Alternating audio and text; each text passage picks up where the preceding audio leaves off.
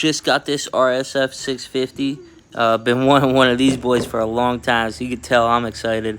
Didn't waste no time. Started ripping this apart, pulling these batteries out. We got a 48 lithium, overvolt this, and I got a seat too. And this boy is spiffy. Look, nice. Spiffy.